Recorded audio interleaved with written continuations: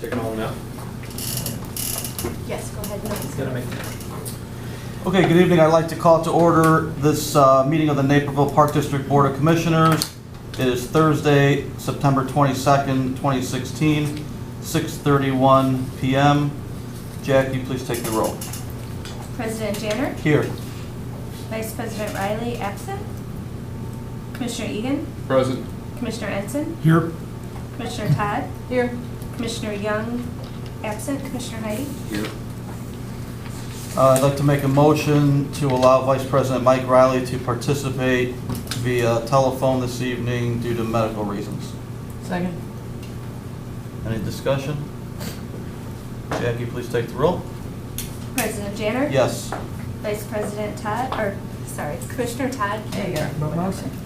Commissioner Yes. Egan, Aye. Commissioner Ensign. Yes. Commissioner Heidi. Yes. Commissioner Young, absent. President Janner. Oh, I already said you. Yes. Okay, Omar, you want to ring them? Oh, this is gonna be a good night. You need the number? I got it. Let's just have it in on hold. How come he wasn't just on hold? He's too, yeah, this is good. This is a good one. He said doesn't Hello? he survive before. Hi, Mike Riley. Who's hold this Hi, meeting? it's all of us. Hi there. Hi, Hi, Mike. welcome. Okay, let's move forward to matters from the public. Jackie, is anyone from the public signed up to speak tonight? No. Okay, then we will move ahead to new business. First item under new business, item A, recycling dumpster services contract. Move to award the recycling dumpster services contract for 2017 in the amount not to exceed $60,000 with renewal options for 2018 and 2019 to Republic Services. Second. Any discussion? Jackie, please take the roll. Commissioner Todd, Yes. Commissioner Ensign, Yes. Commissioner Egan, Aye. Commissioner Heidi, Yes. Commissioner Young, absent. Vice President Riley, Yes. President Janner. Yes. Item B is the August 2016 Bank of America Purchasing Card Program. Move to approve the August 2016 disbursements made through the Bank of America Purchasing Card Program in the amount of $360,335.80. Second. Any discussion? Jackie, please take the roll. Commissioner Todd, Yes. Commissioner Ensign, Yes. Commissioner Egan, Aye. Commissioner Heidi, Yes. Commissioner Young, absent. Vice President Riley, Yes. President Janner. Yes. Moving on to discussion items. I heard from Executive Director McGurry, he's running a few minutes late from the chamber event. Who was Kids Matter, should we hold off on that until? Yeah, we can hold off on that too. Okay. Let's go then to item 2, rejoining IAPD. Was that Ray's item as well? Well, we can take that because it was at both finance and at legislative committees. Raised the issue of rejoining IAPD with, again, what I said in the legislative committee was with the pent-up demand, I think that more resources than fewer are better for us in terms of legislative session. There are a number of bills that would dramatically impact us, including a couple of bills about minimum wage without the exemptions that we have currently for things like lifeguards and seasonal variable people. So my recommendation was to rejoin so that there's a real voice for park districts that includes Naperville, which gets the governor's attention, I think, more than some parts of the state. And also so we have more sources of information coming back to us, or as many as we can possibly do. Mike, you're the chair of our legislative committee, obviously, we talked about this in committee. Do you want to make any comments on that, Mike?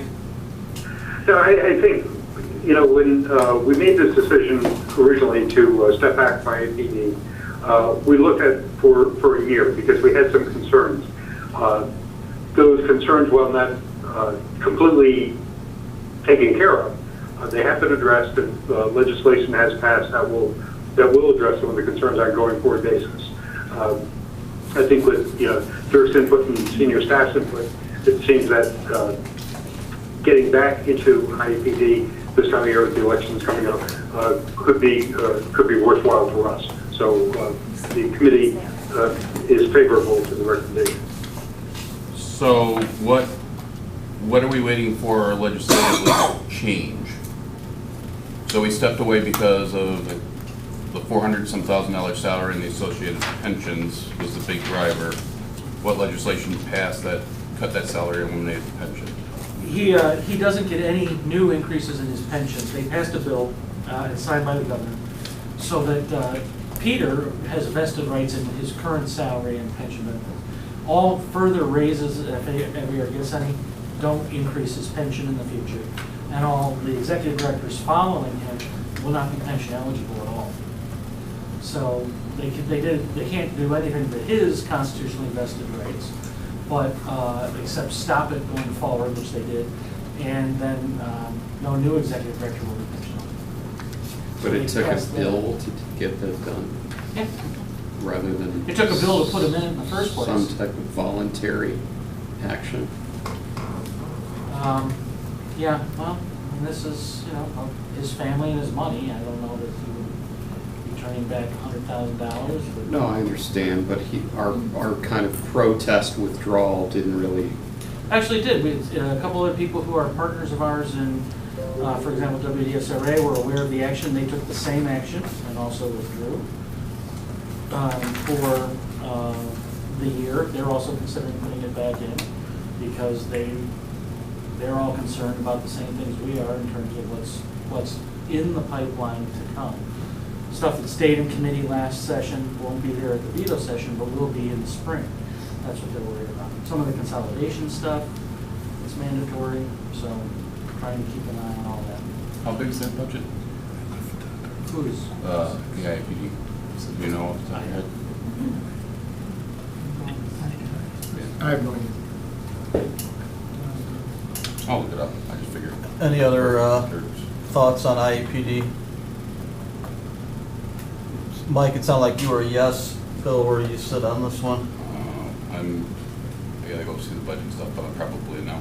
Okay, Marie? I'm okay with it. I would be okay with it based on conversation of legislative committee. Yes.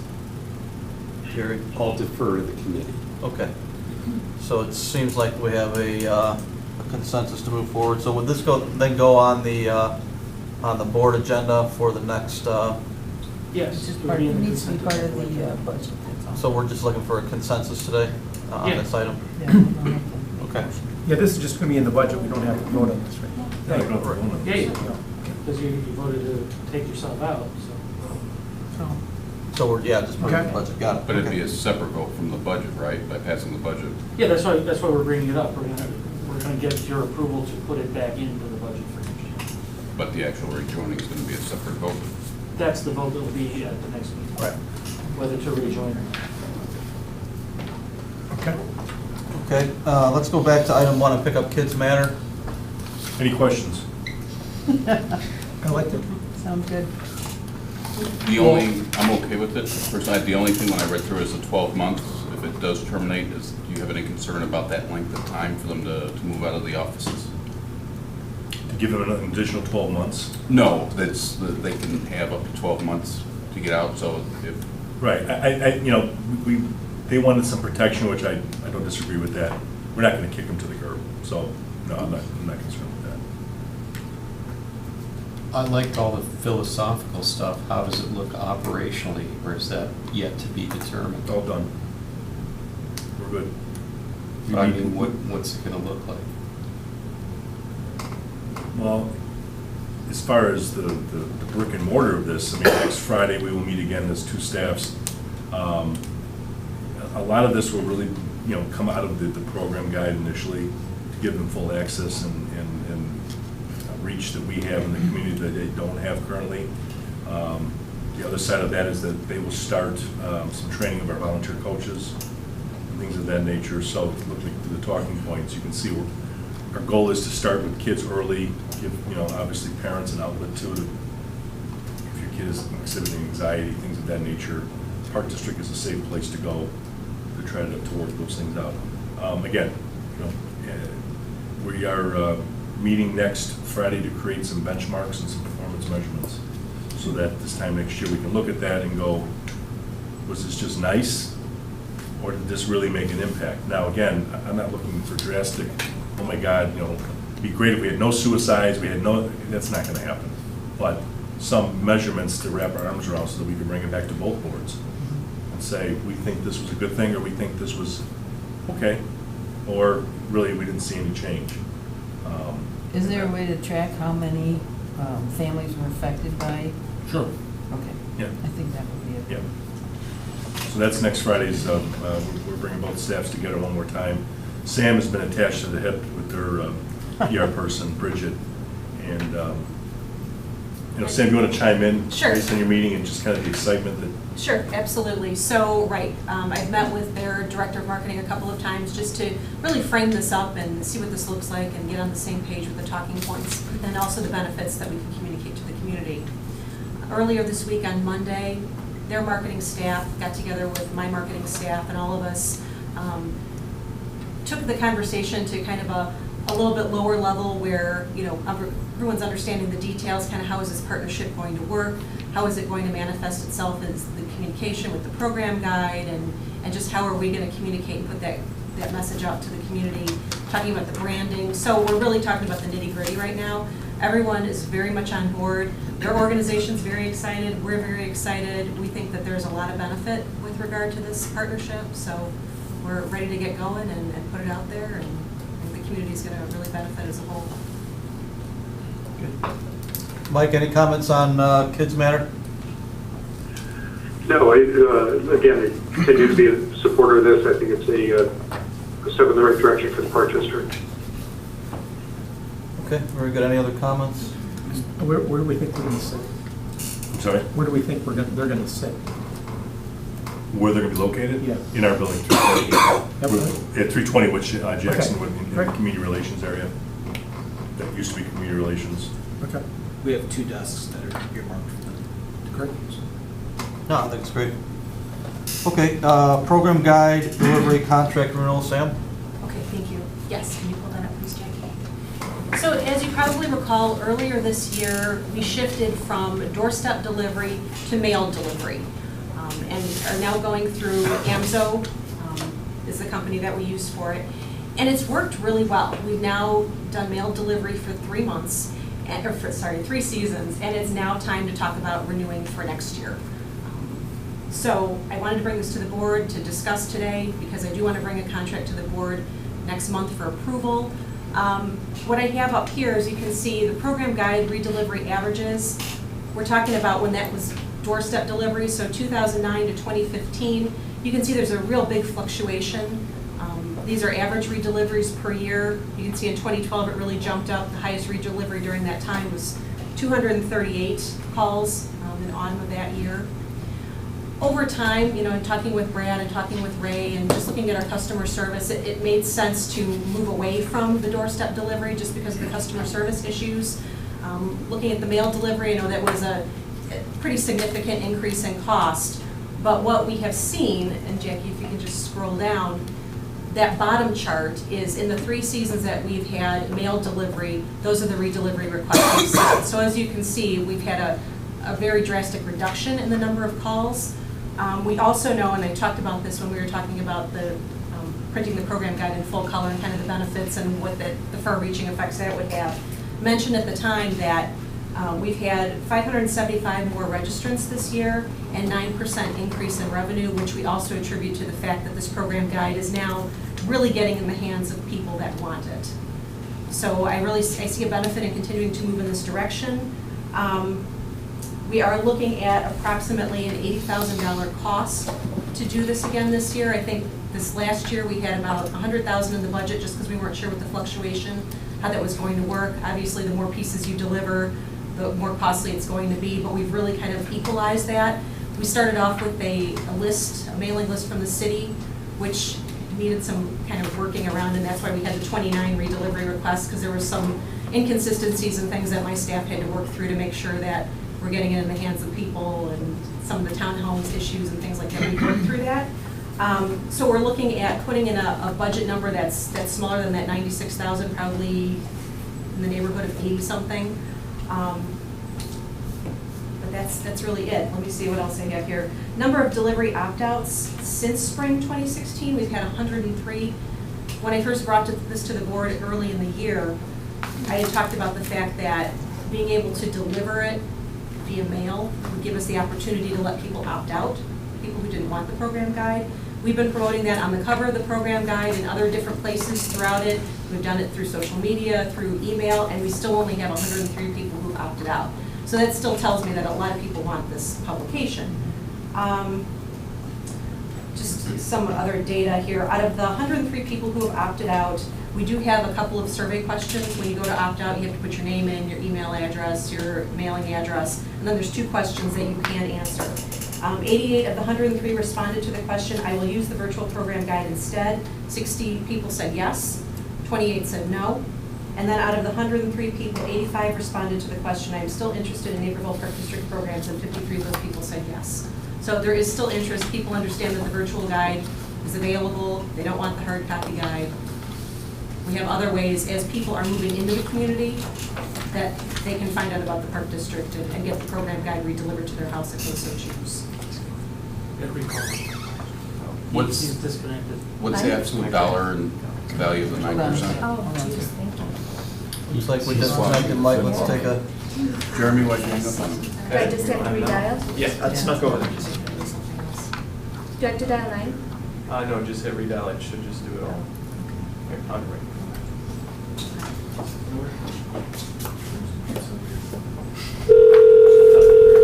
Thank you, Dirk. Rick Riley. Hi, sorry, Mike, we lost you for a minute. That's okay, thanks. start calling you Hawkeye, Dirk. That was pretty good. He texted me. Isn't that radar? But comparatively, he also texted Ray, who Well, was same not here. paying attention. What's the absolute dollar value of the 9% increase? I believe it was around $60,000. So $80,000 in additional cost versus $60,000 revenue recovery. I think the big thing here is what Sam pointed out before, the redeliveries. Those are the calls that we were getting from residents who were upset with the Park District because they hadn't received the program guide. And what you can see is that is significantly reduced to where it's pretty much nothing at this point. So the overall increase in customer service, I think certainly lends itself to covering some of that cost, just being able to get the program guide into the hands of the community. The other thing you have to recognize is we were paying about $36,400 to the door-to-door delivery company. So in my mind, this is 80-something, let's call it 80,000 just for the sake of argument. 80,000 minus the 36,400 that we were paying to the door-to-door delivery company. The difference is $43,600. And we're getting more revenue from the, Assuming it's 1-to-1. Right. and we have better control of when they're received. Correct. And- And we've been, and as I mentioned before too, when we were going through this process earlier in the year, we've been able to significantly reduce the number of program guides printed. So that really speaks to stewardship, it speaks to increased efficiency. There's been a lowering of the cost as far as printing is concerned as well. And this will be one of the questions that will go out on the community-wide survey next year. We always ask it, would you prefer not to have this? And I mean, it'll be continue asked to a track different that. way so that it's statistically significant. They word it a certain way. To save $100,000 for opt-out. Like I said, our mantra has always been and continues to be customer service. I think this is the cost of doing business. I mean, should we throw money out the window for that? No. But I think this is well worth the expenditure, especially when my people don't have to sit on the phone 100 and some times fielding calls when they can be doing other things. So, Well, I think what we're seeing is data that says people really do like to have that in their hand. right. Anything else on that? Thank you. Thank you. All right, let's go to transit van purchase. Yes, included in the weekly packet was some information on our intent to purchase an additional vehicle, a 2016 Ford Transit van. We did include this in our 2015 fleet budget. purpose of this is because of the Fort Hill Activity Center. We have many new staff working there, plus the addition of our new food F&B manager who now currently has to use his own vehicle. It's going to help many staff over there to reduce the reliance on their own personal vehicles versus having one there for use. We reimburse mileage though, right? We do, Commissioner Egan, but many don't take advantage of it. Any questions on that? Let's jump right ahead to tractor purchase. I'm assuming that's yours as well, Kevin? Yes, we basically have a John Deere tractor that's approaching 16 years old. It's 15 years plus. It's just tired, to be honest with everyone. It's cost us a lot of money over the last several years. It's becoming increasingly not reliable. It's lost horsepower. It's not able to operate all of our implements any longer, and it's just time to replace it. Time to put it to pasture. Put it to pasture. Okay. Send it back to John Deere. We're getting an oxen. Any questions on that? Okay, let's go to department updates. Back to you, Sam. All right, Market. thanks. So I have a feeling I'm going to be kicking off a common theme here, but like everybody else, we've been working on budgets, and in concert with that, working on the 2017 marketing planning and having conversations with Brad and Terry about the Riverwalk Cafe and Sue Nance with the Fort Hill Activity Center, all of those things, just really planning for what does next year look like. So a lot going on with that. As you know, we've approved the rollout of the program guide in color, so we're working on that as well, so that can make its debut for the winter program guide, which is pretty exciting. As was mentioned earlier, we've been working a lot with Kids Matter on the rollout of the collaboration, which is coming up soon. October 4th is just a reminder, at 5 o'clock, we're going to have the Walnut Ridge Playground ribbon cutting, which will be our second and last one for this year. And then something that was announced earlier today, Brett Lindahl, who is our partner relations manager, he is leaving the district. He's moving out of state with his family. So his last day is going to be October 18th. So Katie and I are in the process of taking a look at the job description, possibly fine tuning and finessing that, and then we can go out and find somebody new to fill that role. And on that position, is it pretty much, sometimes when someone leaves and a new person comes in, you could modify the job description a little bit? Is that, are we looking to fill someone for his exact job description or tack anything onto it or anything like that? Or? Not really. It's going to pretty much be the same, although I think maybe just the expectations are going to be a little bit different, simply because we've got Fort Hill now. That's warranted, we've brought in some new sponsorships at kind of a higher level. So we're going to need somebody who really has the ability to effectively manage relationships and who isn't reticent to go out there and continue to hopefully perpetuate some additional sponsorships along those higher levels. Yeah, ideally maybe some ties to the community, I think would be a good criteria. Absolutely. Since you brought up the Riverwalk Cafe, I spent a little time over there. I wondered, is there a reason why we don't have the menu in the window? Because there's so many people that pass by there, and I was just thinking if we had something to do with the menu in the window, it might catch people's attention. I sat there for a while, and the number of passersby. Of course, people are still playing that stupid game even now. But no, it just dawned on me, if you go to certain areas, your restaurant row, people are kind of looking at the menus there, and it just seemed like it would be. We should certainly add. I didn't know if there was a reason we didn't have it, or it just seemed like something that would be an easy add from a marketing standpoint. No, that's something we can certainly add. Any other questions on Sam's report? Anything else? No, I'm Great, good. thank you. IT, Omar? The cell repeater at Fort Hill is installed. There is now service in the locker rooms and the back admin area, as well as the small conference room. So that's it. And then I just wanted to give you guys two smaller updates. Obviously, busy with budget too. Gotta throw that in.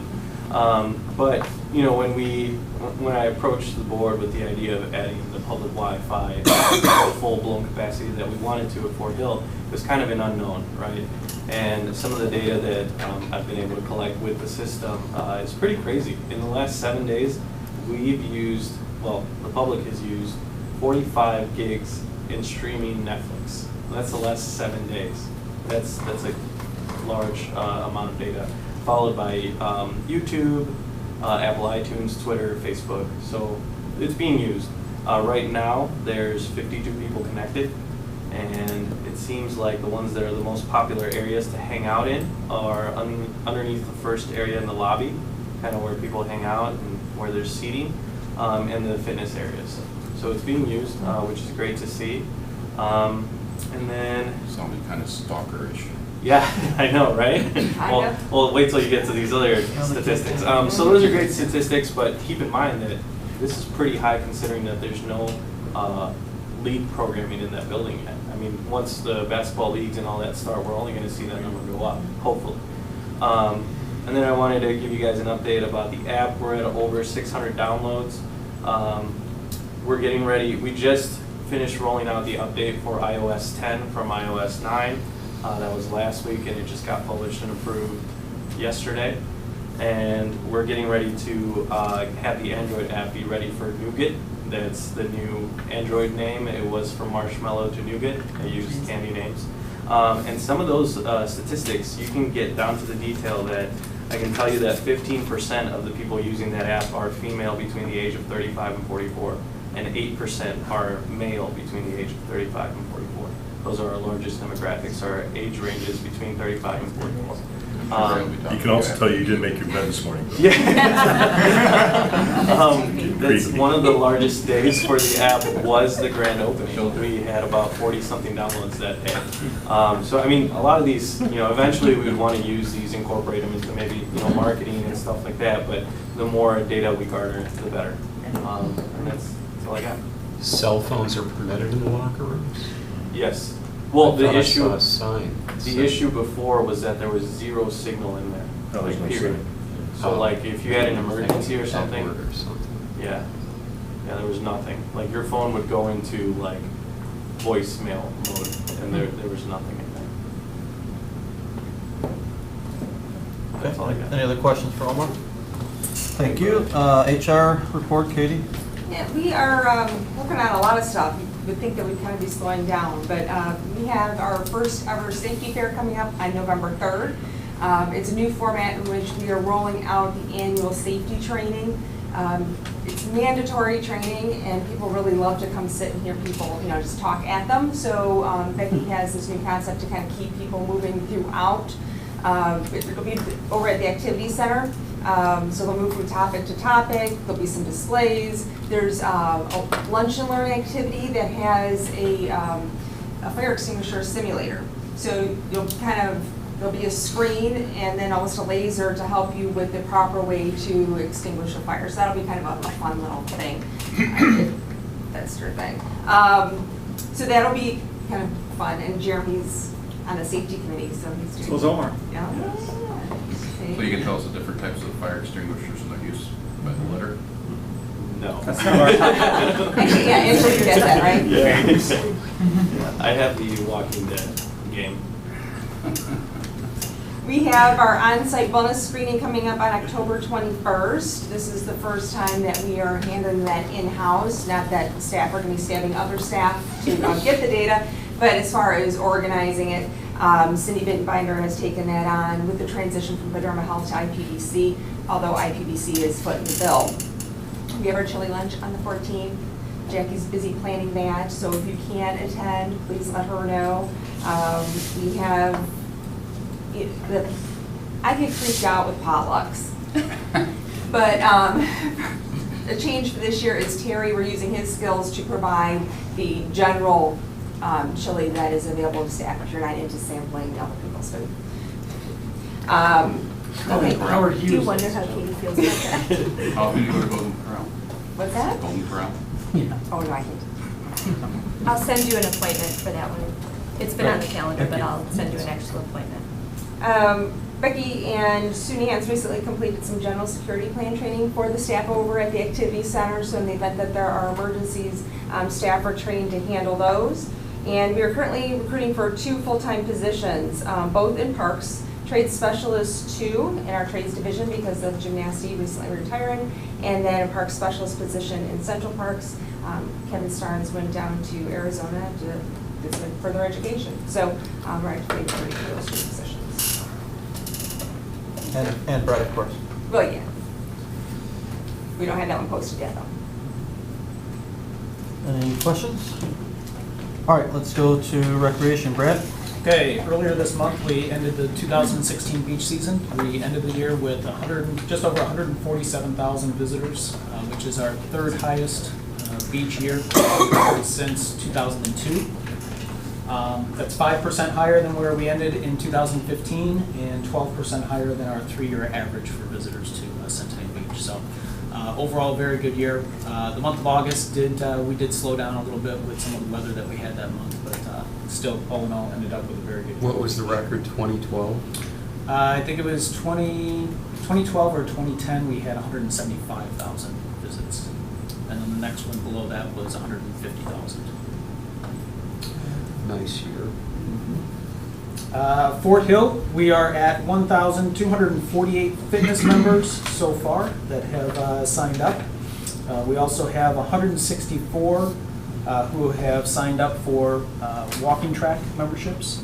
104 of those are for the free resident walking times. So even those residents who are coming in using the track during the free times, we do still issue them a card. There's no cost to that card, but we have them scan in so that we can track their visits when they come to the facility and confirm that they're a resident of Naperville to be able to use the track. And then in addition to that, we have 47 memberships right now for the child care that's associated with the fitness memberships. Our goal was to be at 1,200 fitness memberships within the first 2 months of being open, so we've actually met that and are just about that within the first month of being open right now. Is max capacity 5,000 memberships? Is that when we would, I mean, is We that? don't have a max capacity set. Okay. Starting October 1st, the Riverwalk Cafe, we will be moving to off-season hours. Now that school is back in session and summer is over, we've seen a decline in the number of visitors that we're getting during the course of the week. So we are going to be moving to our Friday, Saturday, and Sunday hours starting October 1st from 11 a.m. until 10 p.m. And then we'll maintain those hours into the spring. We're working on updating a menu for the off-season and with the change in weather that's coming up to include more soups, comfort food, so on, more of the types of food that people are looking for when the weather gets a bit cooler. So that'll be coming out next week. And then lastly, we're just preparing for a number of fall programs that we've got coming up around the holidays, especially the Halloween and just the fall in general. Ghost Stories in the Park is coming out, fall hay rides. We've got a spooktacular event that we're introducing at Fort Hill Activity Center through our child care area. We've got a number of themed nature center days on the weekends at the nature center. Of course, Halloween Happening, our large Halloween event near the Grand Pavilion. Carillon concert at the Carillon that's coming up in October. And then a number of different culinary and tech classes that are geared around the Halloween holiday as well. When do you store the tables and chairs for the cafe patio? We'll leave those out. I mean, we'll stack the chairs possibly through the winter months when it really gets colder, but we'll certainly leave those out for quite a while longer. We do have patio heaters that are going to be added to the patio as well as the nights get cooler. Are the hours staying the same? No, the hours will move to 11 a.m. to 10 p.m. During the off-season.